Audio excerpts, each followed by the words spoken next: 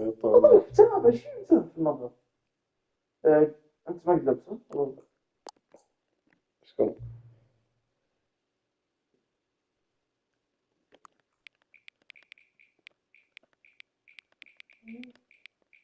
الكمبيوتر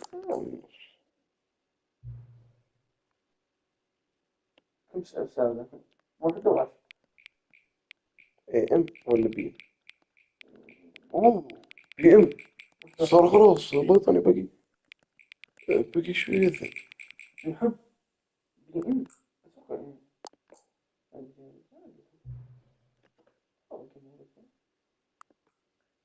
لأنه بيدب ذبة واحدة تلقاه وتشوف عشان السالفة عندك 11 قاعد تجيب طبعا مش سالفة. ايوه بيبي شوف شوف اذا غير صار خير شوف. والله اصلا نزل قد صار. فود اليوم. شوف جديد ازعاج يا ولد. في اعدادات في اعدادات اكثر من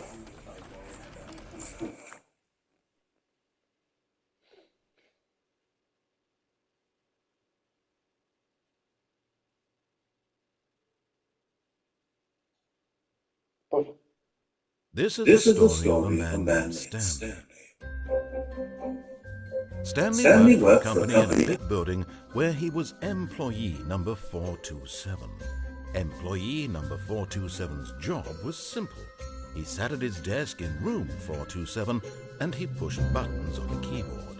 Orders came to him through a monitor on his desk, telling him what buttons to push, how long to push them, and in what order. This is what employee 427 did every day of every month of every year. And although others might have considered it soul-rending, Stanley relished every moment that the orders came in, as though he had been made exactly for this job.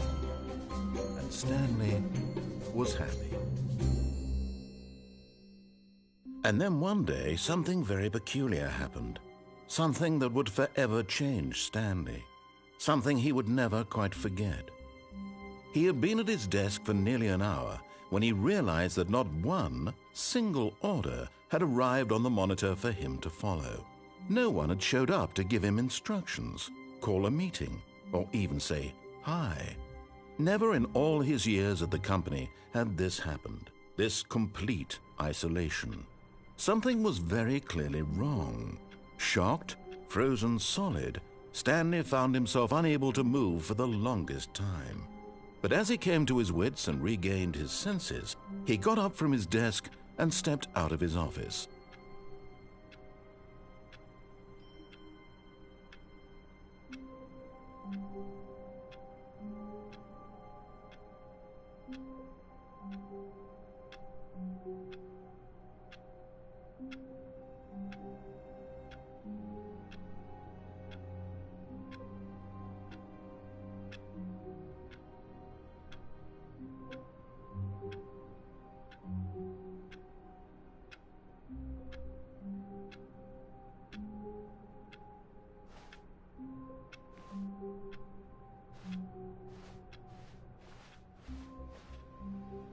All of his co-workers were gone.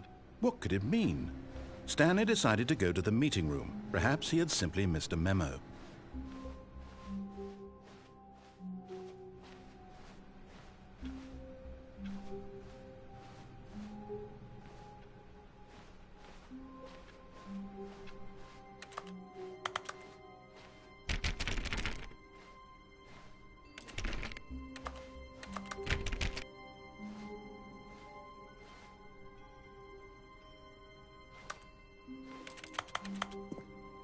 When Stanley came to a set of 2 open doors, he entered the door on his left.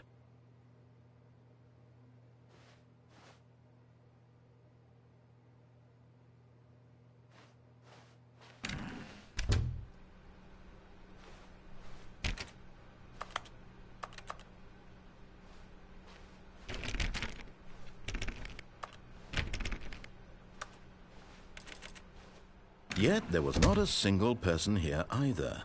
Feeling a wave of disbelief, Stanley decided to go up to his boss's office, hoping he might find an answer there.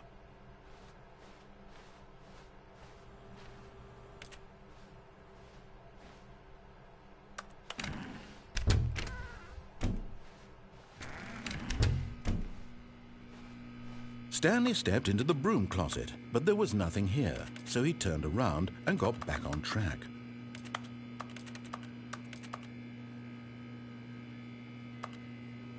There was nothing here.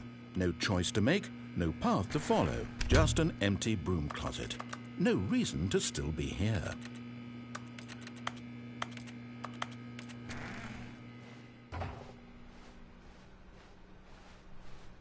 Coming to a staircase, Stanley walked upstairs to his boss's office.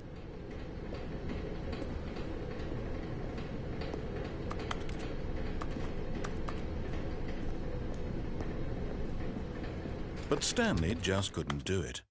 He considered the possibility of facing his boss, admitting he had left his post during work hours. He might be fired for that.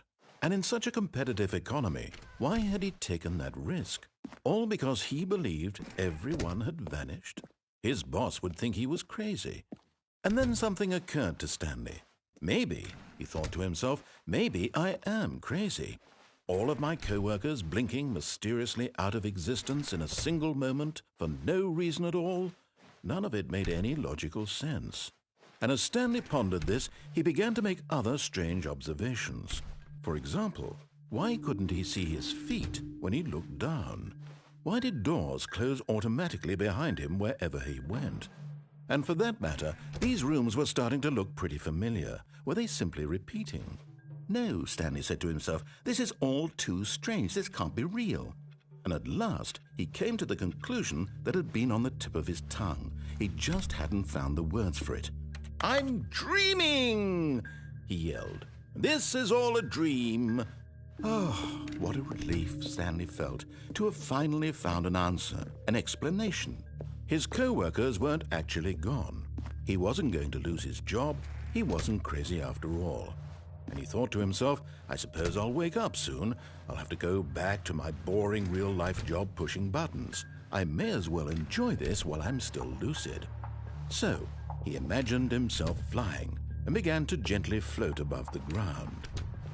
Then he imagined himself soaring through space on a magical starfield, and it too appeared. It was so much fun, and Stanley marveled that he had still not woken up. How was he remaining so lucid? And then perhaps the strangest question of them all entered Stanley's head. One he was amazed he hadn't asked himself sooner.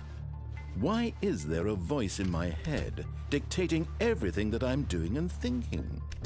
Now the voice was describing itself being considered by Stanley, who found it particularly strange. I'm dreaming about a voice describing me, thinking about how it's describing my thoughts, he thought. And while he thought it all very odd and wondered if this voice spoke to all people in their dreams, the truth was that, of course, this was not a dream. How could it be? Was Stanley simply deceiving himself, believing that if he's asleep, he doesn't have to take responsibility for himself? Stanley is as awake right now as he's ever been in his life. Now, hearing the voice speak these words was quite a shock to Stanley. After all, he knew for certain, beyond a doubt, that this was in fact a dream. Did the voice not see him float and make the magical stars just a moment ago? How else would the voice explain all that? This voice was a part of himself too. Surely, if he could just... He would prove it. He would prove that he was in control, that this was a dream. So he closed his eyes gently, and he invited himself to wake up. He felt the cool weight of the blanket on his skin, the press of the mattress on his back, the fresh air of a world outside this one. Let me wake up, he thought to himself. I'm through with this dream. I wish it to be over. Let me go back to my job. Let me continue pushing the buttons. Please, it's all I want. I want my apartment and my wife and my job. All I want is my life exactly the way it's always been. My life is normal. I am normal. Everything will be fine. I am okay.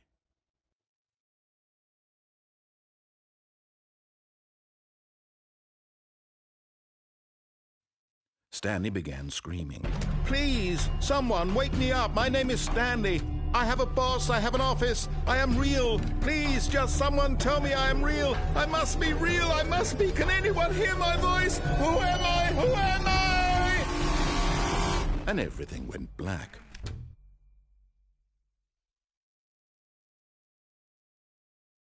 This is the story of a woman named Mariella. Mariella woke up on a day like any other. She arose, got dressed, gathered her belongings, and walked to her place of work. But on this particular day, her walk was interrupted by the body of a man who had stumbled through town talking and screaming to himself, and then collapsed dead on the sidewalk. And although she would soon turn to go call for an ambulance, for just a few brief moments she considered the strange man. He was obviously crazy, this much she knew. Everyone knows what crazy people look like. And in that moment, she thought to herself how lucky she was to be normal. I am sane. I am in control of my mind. I know what is real and what isn't. It was comforting to think this, and in a certain way, seeing this man made her feel better. But then she remembered the meeting she had scheduled for that day, the very important people whose impressions of her would affect her career, and by extension, the rest of her life. She had no time for this, so it was only a moment that she stood there, staring down at the body. And then she turned and ran.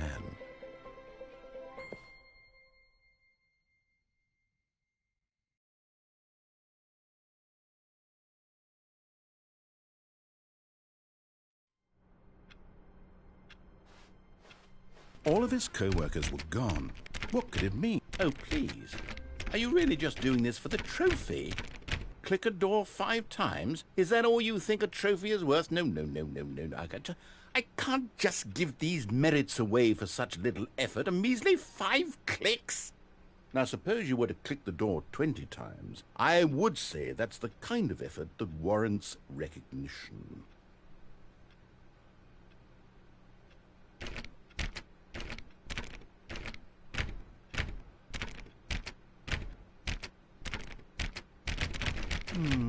I have to say, I'm still not feeling the satisfaction of witnessing true effort for a noble cause.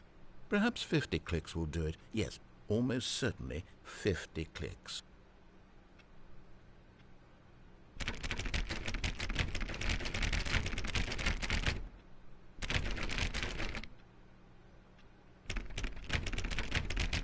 No, I'm still not feeling it. I want this trophy to have meant something. It has to be a true reward for valiant effort. I want to see some hustle, Stanley. I want to see commitment, a willingness to go all the way no matter the cost. Why don't you go put 20 clicks into door number 417?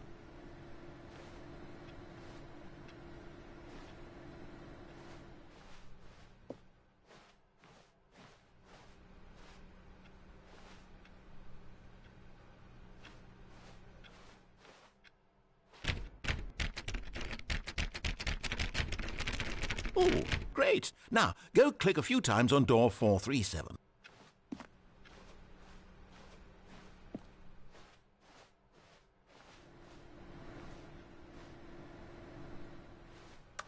Excellent. I think we're getting somewhere. Now, door 415. Let's give it 10 clicks or so.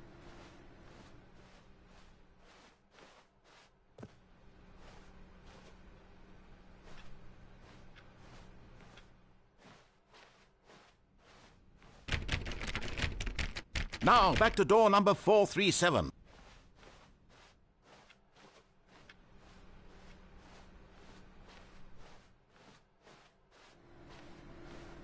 Let's see. How about you click on, well, I don't know, the copy machine? All right, back to room 417. I'm really feeling it now. I think we're getting somewhere. Okay, now go climb on employee 419's desk.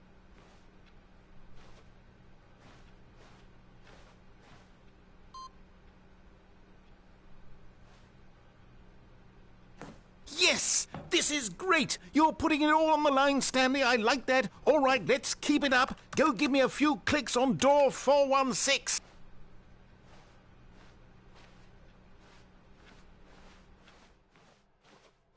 We've almost got it. Now the copy machine, do that one again.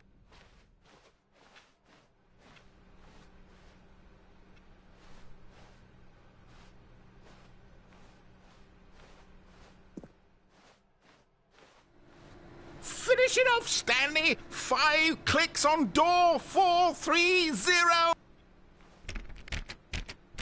Yes! We did it! Oh, wow. That felt amazing. Oh, you really earned it, Stanley. Nothing could hold you back. Yes, I'm very proud of how far we've come today.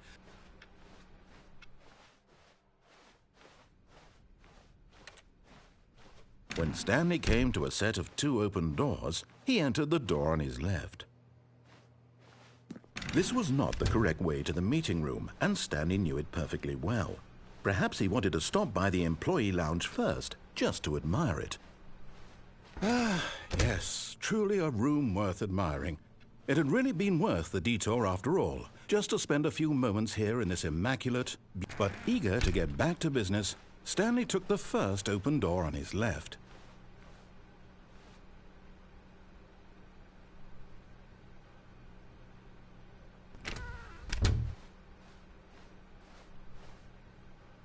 Stanley was so bad at following directions, it's incredible he wasn't fired years ago.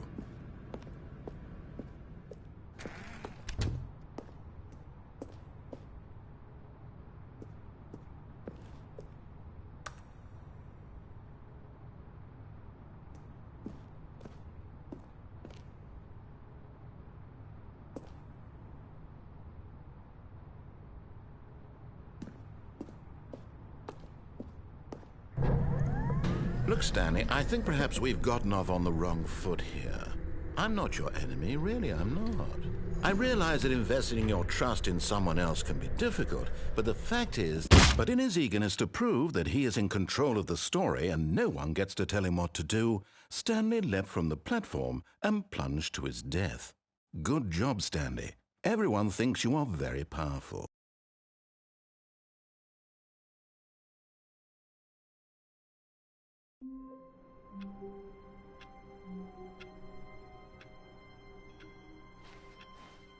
All of his co-workers were gone. What could it mean? Stanley decided to go to the meeting room. Perhaps he had simply missed a memo.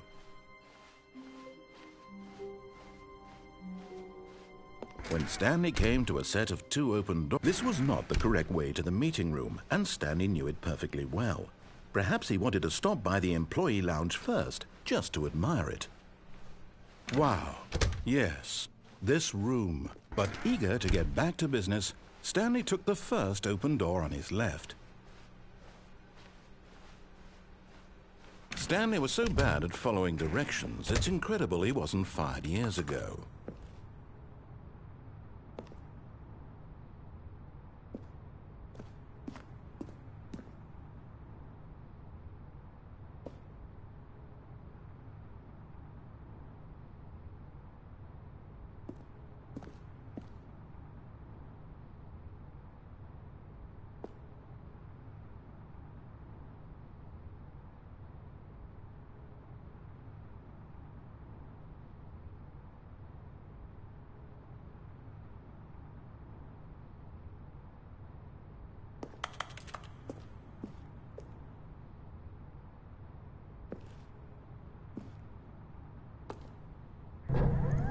Look, Stanley, I think perhaps we've gotten off on the wrong foot here. I'm not your enemy, really, I'm not. I realize that investing your trust in someone else can be difficult, but the fact is that the story has been about nothing but you all this time. There's someone you've been neglecting, Stanley. Someone you've forgotten about. Please. What? Really? I was in the middle of something. Do you have zero consideration for others? Are you that convinced that I want something bad to happen to you? Why, I don't know how to convince you of this, but I really do want to help you, to show you something beautiful. Look, let me prove it. Let me prove that I'm on your side. Give me a chance. Now listen carefully, this is important. Stanley walked through the red door.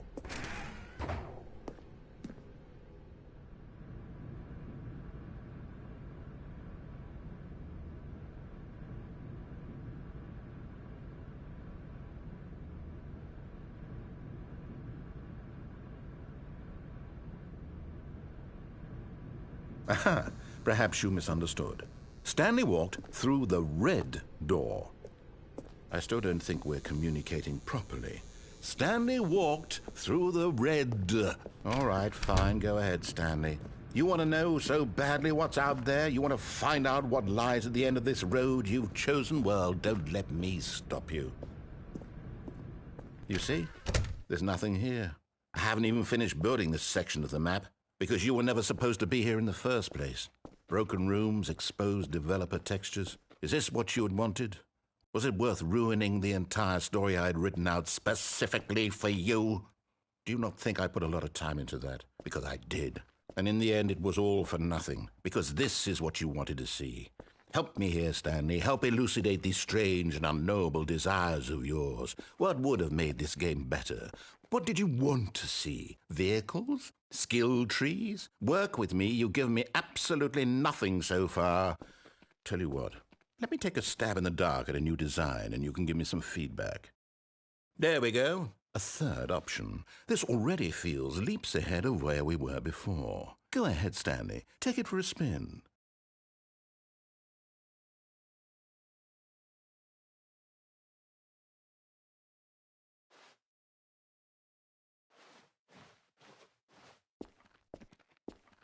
Okay, I'm going to stop you there. Now, tell me about your experience with this new version. Would you say that the game benefited from allowing you more choices?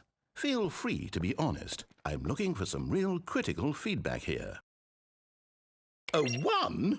I mean, I can understand if you had reservations, you saw ways the game could be improved to more fully express itself mechanically and artistically, but a 1? That's not even helpful. What am I supposed to do with that? But I guess it isn't my place to judge. Here, based on the data from your previous playthrough, I've compiled a new version. And to be perfectly candid, I think I've knocked it out of the park with this one. Let's take a look.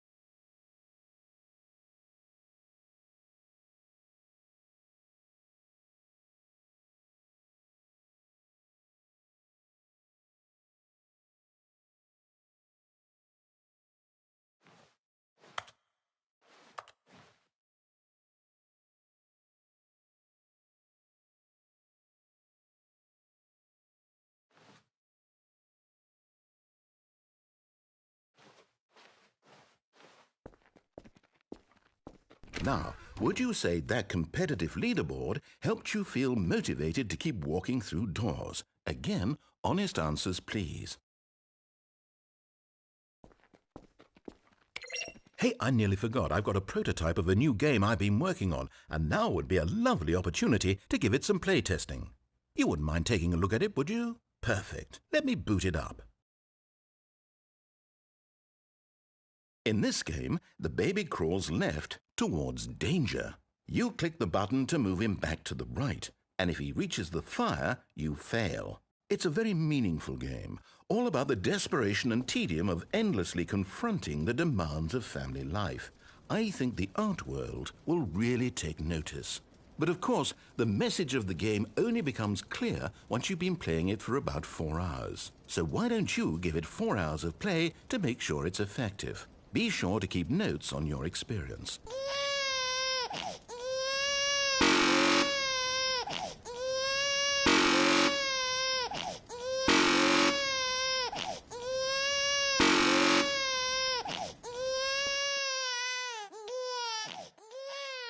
You heartless bastard. Did you do it because you hate babies or purely to spite me? Because if it's the latter, well, I don't know what to do. I'm completely out of ideas. I can't think of a single thing that might improve the experience for me. I'm not even going to try. I'm out. I'm done. It's over.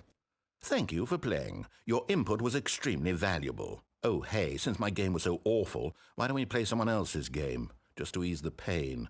Let's see. What do we have here? Yes, this seems like it'll work. Let's give it a shot.